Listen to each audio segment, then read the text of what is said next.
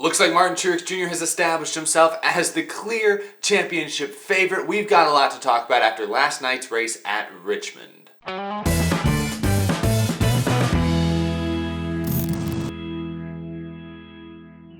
How's it going, y'all? My name is Eric, and welcome back to Out of the Groove. Before we get too far into today's episode, I want to give another big shout out to Pit Liquor for sponsoring Out of the Groove, for supporting the Groovy Gang and supporting NASCAR. If you haven't seen my other videos yet, yes, Pit Liquor, it's whiskey deodorant, where they use whiskey as an active ingredient and use it to kill bacteria. Really awesome, really effective, really cool, really unique product, and really awesome that they support racing and support the show. Definitely go check them out, pitliquor.com. Order yourselves a sample. This is my race review for last night's race at Richmond. I know it's the day later. These night races keep throwing off my schedule. It's 2 night races in a row to start off these playoffs, and the races don't end until like almost 11 o'clock my time, and it takes a couple hours to make these videos. It might look like I put no effort in, but no, these videos do take a couple hours to make, as surprising as that may be. I've been doing this a long time and I'm still a very slow editor, but because of that, I'm forced to upload this video and make this video the very next day. So it's the morning after. I've had some time to digest what I saw at Richmond, what we as the fan base saw at Richmond last night. So I'm going to talk a little bit about the race. I'm going to talk a little bit about the racing itself, although there's not a lot of new stuff to talk about there. I'm mainly going to talk about the finishers, the finishing results, and where the playoff guys ended up and how this shook up the standings, because the playoff standings, yesterday's race was fairly uneventful. I'll be honest, it was not a thriller by any means, but there were still quite a few big shakeups in the playoffs and a few surprises. So we're going to talk about those. That's going to be the focus of this episode. So let's get to it. Let's talk about the winner, because 2 weeks, 2 wins for Martin Truex Jr. He was kind of like flying under the radar towards the end of the regular season. Gibbs Racing was still good, but we were talking about Kyle Busch. We were talking about Denny Hamlin. Talking about Eric Jones winning the Darlington, Southern 500. Really weren't talking about Martin Truex Jr. But here he is, out of nowhere, 2 wins in a row at 2 very different tracks, and 2 pretty, I don't want to say dominating wins, but 2 very, convincing wins, I must say. So Truex, 2 for 2, 6 wins on the year. He has clearly established himself as the championship favorite, continues to rack up some bonus points, makes it look more and more comfortable that he's going to make his way to Homestead. It all comes down to one race. That is the one caveat of this playoff system, is it all comes down to one race. You can win 10 races, 15 races during the regular season, but if you lose that race at Homestead, it's all for nothing. So there's that caveat, but right now Martin Truex Jr. is clearly a championship, probably the championship favorite, and with Kyle Busch now winning in 9 or 10 races and losing straight up to Truex last night, makes me think that maybe Kyle Busch, who I feel like we've all kind of assumed was the favorite, maybe really isn't. So yeah, Martin Truex Jr., 2 for 2. That's pretty impressive. We forget that this is his first year with Joe Gibbs Racing, technically. He and Cole Pearn obviously have worked together for several years and had plenty of success of their own. But this is their first year with that 19 car with Joe Gibbs Racing official, and they've adapted to their new surroundings extremely quickly. We knew they would. We knew Truex and them were going to be a playoff contender. We knew they were going to win races this year. We knew they'd probably be a championship contender this year. But 6 wins, the clear championship favorite. I'd say even that's a little better than most of us expected. So great start to these playoffs. Literally a perfect start to these playoffs for Martin Truex Jr. Let's move on to the rest of this finishing order, because as you see, the top 3, they're all Joe Gibbs Racing Toyotas. Kyle Busch, another solid performance, just not quite good enough to beat his teammate. And Denny Hamlin, the guy I picked to win the championship, still showing top speed, but just not quite where Truex is right now.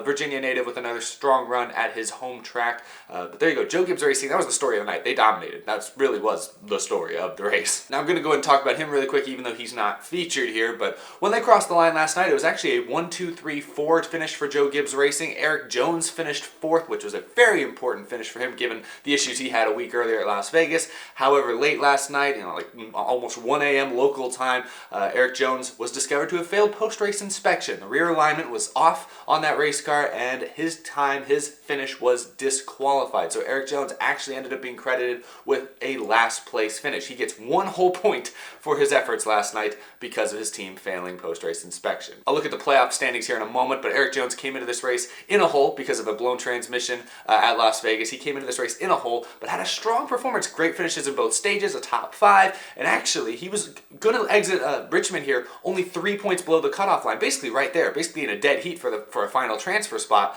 until this penalty. Now Eric Jones is in must-win territory, and it's disappointing because Eric Jones, he ended the regular season on a hot streak, and he's coming to these playoffs and had 2 basically mechanical issues that weren't of his doing.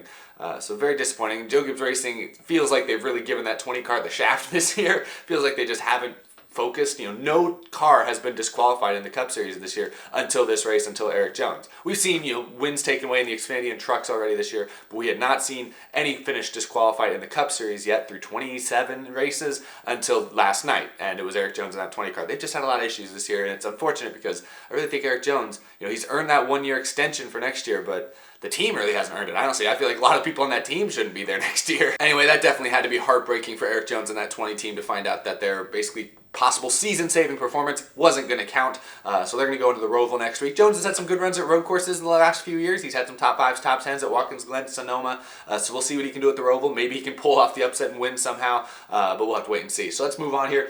Top 5 there, you see Brad Keselowski ends up getting that 4th place finish because of Jones's time being disqualified. Team Penske didn't have a strong day overall. Logano qualified poorly, didn't race very well, but Brad Keselowski kind of carried the banner for him. A solid performance for him.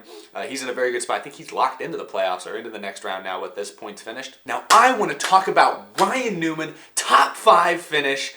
Ryan Newman, let's talk about him for a second. So that number 6 car for the last several years was a 25th place car at best. Last year when Matt Kenseth came in and raced a few races, he made it look good at times. He had a couple top 10s at the end of the year, made that car look a little bit more competitive, sure. But when Ryan Newman was announced to be the driver of the 6 car this year, I thought, all right, he's probably not going to make the playoffs. He's probably going to run 20th every week, maybe have a few good runs. It's going to be Ryan Newman doing his thing, blocking people and everything. It's going to be Ryan Newman. I did not. If you told me in February he was not just going to make the playoffs in that 6 car, but he was now going to open the playoffs with a top 10 and a top 5 and now sit himself, I think he's 9th on the playoff grid right now. He's in a very good spot to advance, guys. If you had told me that Ryan Newman was going to be a round of 12 contender, possibly even a round of 12 lock, I would have thought you were insane. But Ryan Newman and Roush Fenway, not just Ryan Newman, but Roush Fenway as well, deserves a ton of credit because they didn't just bring Ryan Newman into that 6 car, they brought Scott Graves over from Joe Gibbs Racing. And I think that was a huge improvement to that team. Obviously, they've had some issues. They haven't made everybody happy. They've had issues like at Bristol with the Benedetto. So not everyone's happy with Ryan Newman or anything. But you can't deny that their consistency has been super impressive. Now, even when they made the playoffs, I thought they'd be out in the first round here because they didn't have really any playoff points to their credit. And I figured with the playoffs starting, all the teams like Joe Gibbs, Penske, Stewart-Haas, they're going to start bringing their best equipment to the track. They're going to put all their best resources into every single race. And I thought Roush should just fall behind because Roush really isn't where Joe Gibbs, isn't where Penske is. I thought Roush should just fall back, and I thought Newman would go back to running 18th and he'd be eliminated in the first round. But no, everyone's bringing their best stuff to the track and they're still running top 5. That just deserves to be commended on so many levels. I'm not a huge Ryan Newman fan, but Ryan Newman, man, has earned so much respect from me this year just as a driver. I knew he was good. Obviously, when he came onto the scene 15 years ago and won a bunch of races early on, obviously we knew Ryan Newman was good. I just really kind of feel like I underestimated him. I feel like I just kind of discredited him for many years there, and I apologize for that, Ryan Newman. You clearly know what you're doing. Anyway, I'm just very impressed. And as a Roush fan, as a longtime Roush fan, I like that Roush Fenway Racing has made a change with Scott Graves and Ryan Newman going over to that 6 car this year. They've made a change that seems to have elevated their program again. I hope Roush Fenway can be competitive again because more competitive cars, more competitive teams in the Cup Series is good for NASCAR and good for the fans. So I'm thrilled that 6 car has turned it around the way they have this year. So huge credit to them. Honestly, he's not going to win the championship. I'm pretty much 100% guaranteed on that. But I want to see him make it to the round of 8. I want to see them go as deep as they possibly can in these playoffs. Anyway, I'm done talking about Ryan Newman. Gushing over this performance. I'm so impressed. Okay, can't hang up on too many of these other guys. Kyle Larson, really strong performance there. Good for him, good for Chip Ganassi Racing, good for him to kind of maybe build a little bit of a buffer between him and that cut line. Kevin Harvick, another really solid performance. He continues to ride a pretty good wave of momentum here in these playoffs. So good for him, good position in the points. I think he's locked into the next round as well. Daniel Suarez and Jimmy Johnson, 2 non-playoff drivers who snuck into the top 10 here. Clint Bowyer, strong 8th place finish, needed that after a very lackluster Las Vegas race. So he really needed that good performance there to kind of keep his name in consideration for the playoff, for making it to the round of 12. But there's your top 10. Let's look at a few more here. Logano ends up 11th. I'll give Bubba Wallace a lot of credit for 12th. He's not in the playoffs, but a great 12th place finish for that team is very important. Chase Elliott, 13th, really did not have a great performance. Hendrick Motorsports in general, I know Jimmy finished 10th, but Hendrick Motorsports really didn't have a great day. I know some of their drivers had issues. Alex Bowman finished outside the top 20 after he got dumped by Austin Dillon. Not sure what Austin Dillon was doing there. It looked like it might have been intentional. I know the guys Maybe had a little bit of a run in a couple laps earlier, but still, I don't really, assuming that was intentional, I think Austin Dillon spinning out a playoff contender was a little bit of an overreaction in my opinion. But yeah, so Alex Bowman, didn't have a great performance, wasn't running super well before that, but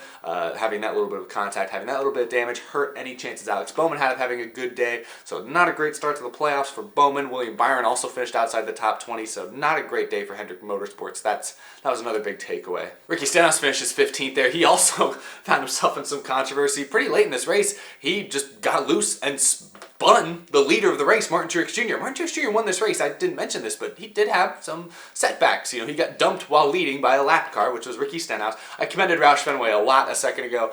I'll be honest, guys. I don't know why Ricky Stenhouse Jr. is still employed by your race team. Let's be real. I don't know why he has an extension through 2021. I really don't understand why Ricky Stenhouse Jr. has been just held on by Roush Fenway Racing for this long. He's not that good. He's good. He's streaky. He has moments where he's good, and I'm like, okay, he's a real driver, but he just makes so many mistakes like this that are just inexcusable. So, I don't know. Yeah, I commended Roush Fenway a minute ago, but I don't know why on earth Ricky Stenhouse is still in that 17 car. Man, imagine if they could have convinced Kenseth to stay this year, put him in the 17, put Newman in the 6. Roush Fenway would be back on the map. They'd probably both be in the playoffs. Man, I'm sorry. I'm still just... I can't get over it. I'm sorry.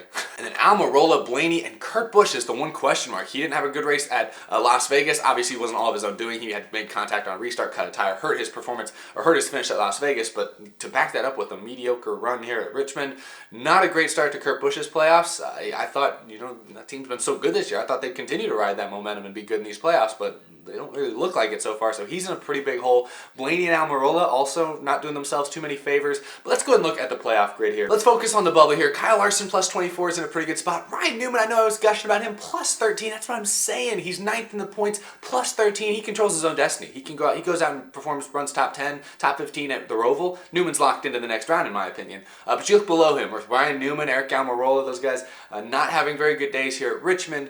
They're right there on the bubble. Blaney could very well be out in the first round. Almirola, Stewart Haas Racing could still only have one car make it past the round of 16, and that would happen if Almirola doesn't have a great day at the Roval. William Byron didn't have a good day either. You look just below him there. Alex Bowman, 2 Hendrick cars, going to be battling it out possibly for that last playoff spot. And then you got guys like Clint Boyer who still has some ground to make up. Kurt Busch definitely has a lot of ground to make up. He's borderline in must-win territory in my opinion. And then there's Eric Jones with the disqualification and the mechanical failure last week. He is in a must-win situation, but we got to talk about that. He's an okay road racer. I don't know if the Roval's his best track or anything like that, but Eric Jones is going to have to pull off a serious upset if he wants to make it past the round of 12. But you see here, that's the playoffs. A lot of big names that are on the chopping block. That's what makes the playoffs exciting, because there's drama. But it's going to be tight because Eric Almirola, William Byron, Bowman, Clint Boyer, the killer bees there, Bowman, Byron, Boyer, all those guys, they're going to be right there on top of each other, basically draped on each other that entire race Sunday afternoon. Not that many points separating them. That's a stage. One stage, and that could completely flip-flop and change entirely. So it's going to be really exciting to see how that goes. There's a lot of young guys there. William Byron, Alex Bowman, who are really trying to still make a name for themselves. Then you got the veterans there. Clint Boyer, who still does not have a contract for next season, even though it sounds like he'll probably be back. But he still doesn't have a contract for next season, still racing, possibly for his future career. Clint Boyer in a tight spot here. So that's what I'm saying. I know yesterday's race at Richmond, I haven't talked that much about the race itself yet, but if nothing else, the race yesterday did present us with some very interesting point situations going into the Roval. Tighten things up, flip-flop some names. So people, Newman jumped from, I think, 14th last week to all the way up to 9th with his strong performance this week. So Newman's in a great spot, and that would be a crazy story. But you see here, a lot of Hendrick guys, with Hendrick with a bad day, they're now on the bubble. It's going to be exciting. And even up there a little higher, Chase Elliott, plus 36, not completely out of the woods. Chase Elliott has a mechanical failure.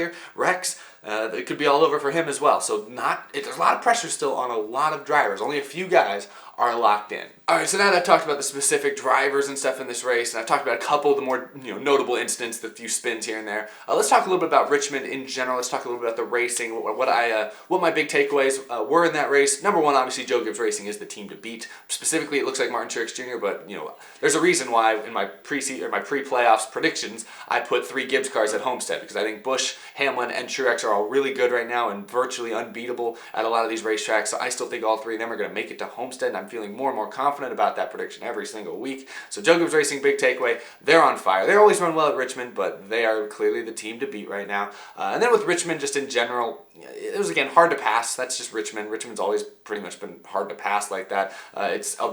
Technically it's a short track, but it races like a mile and a half in a lot of ways, which is fun at times. The restarts are really great. You got 4 wide on restarts, which I would say of the 3 short tracks that NASCAR has on the schedule, the Cup Series schedule, I would say Richmond has the best restarts, but the worst long green flag runs. And that's kind of was the takeaway from yesterday's race. Fun restarts, but a lot of long green flag runs that just weren't that exciting. And I know a lot of fans probably had a bad taste in their mouth because Joe Gibbs Racing dominated this race. There was still, you didn't know who was going to win until the very end. Truex and Busch going back and forth. The Truex getting spun, added a little layer of drama to this thing. So you didn't know who was going to win. The problem is you just knew it was going to be a Toyota. You knew it was going to be a Joe Gibbs car. And especially if you're a big, Hendrick fan or Penske fan who did not have great days overall, I can understand why that race would have been very tough to watch. Watching Kyle Busch, watching Denny Hamlin, watching Truex, same old, run up front all the whole entire night. I'm sure that was frustrating. But trying to keep that aside, just looking at the race itself, yeah, it was harder to pass than it is at most tracks. That's just Richmond, but I think the aero package for Richmond specifically definitely added to that a little bit. I think the aero package this year